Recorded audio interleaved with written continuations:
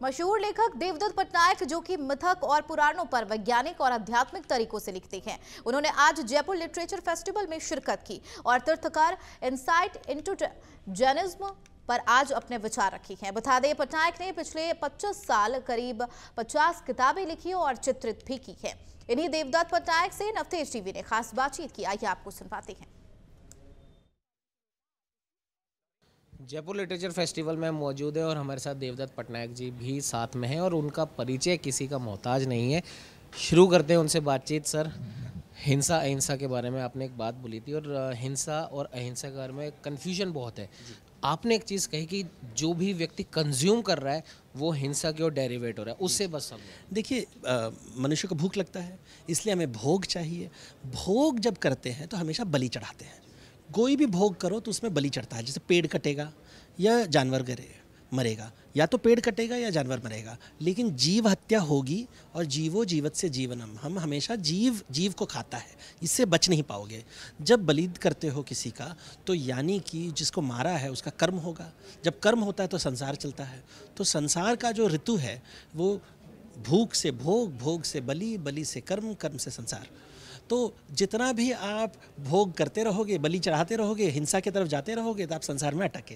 लेकिन आपने फिजिकल और साइकोलॉजिकल दोनों तो युद्ध, जब हम कहते हैं भोग, ये केवल शारीरिक नहीं है, ये मानसिक भी होता है कि मैं आपको नीचा दिखा के मुझे तृप्ति मिलती है, तो इसको भी भोग कहेंगे कि किसी को मैं नीचा दिखा के मुझे तृप्ति प्राप्त होती है, मुझे अच्छा लगता है। सब किसी को इंसल्ट करके, किसी की निंदा करके, किसी को डरा धमका के मुझे अच्छा लगता है कि मैं पावरफुल हूँ, इसको भी सनातन धर्म में एक हिंसा माना जाता है। तो केवल शारीरिक नहीं, मानसिक भी हिंसा जो होता है। तो ये बड़ी बड़ी बातें हैं, आजकल लोग नहीं समझते हैं ये बातें। बट ये जो जब संतोष होता है, जब आप मन में तृप्ति होती है, आप किसी के घर में जाओ और वो सभी संतोष है, वो घर में आपको शांति मिलेगी, अच्छा लगेगा, यू विल फील नाइस, अच्छा लगेगा। इनके घर में ना कोई आपकी निंदा करता है। इट्स नॉट कि केवल मैं शाकाहारी भोजन कर रहा हूँ इसलिए मैं अहिंसावादी हूँ, नहीं।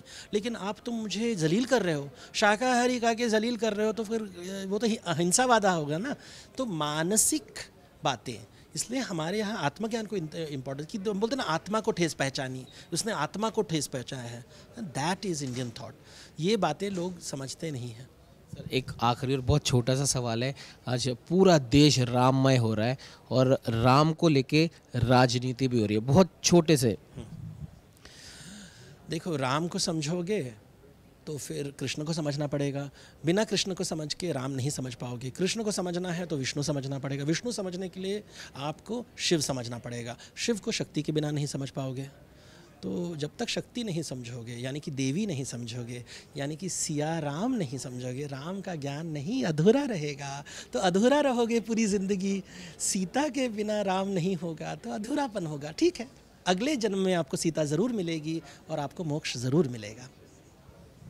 ये थे हमारे साथ देवदत्त पटनायक जी। इनका साफ तौर पर कहना है हिंसा अहिंसा के बारे में जो इन्होंने अपने विचार रखे हैं, इनका क्लियर हम कह सकते हैं एक थॉट है कि हिंसा सिर्फ फिजिकल नहीं होती, हिंसा साइकोलॉजिकल यानी कि मेंटल भी हो सकती है।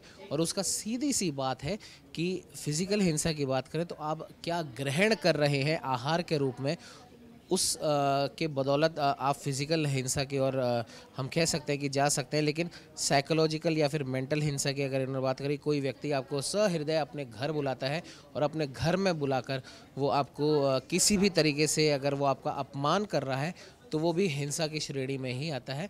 इसीलिए व्यक्ति को हिंसा और अहिंसा का जो बेसिक जो अंतर है वो समझना बहुत ज़्यादा ज़रूरी है। सहयोगी कैमरामैन अजय के साथ उमंग माथुर, नवतेज टीवी, जयपुर।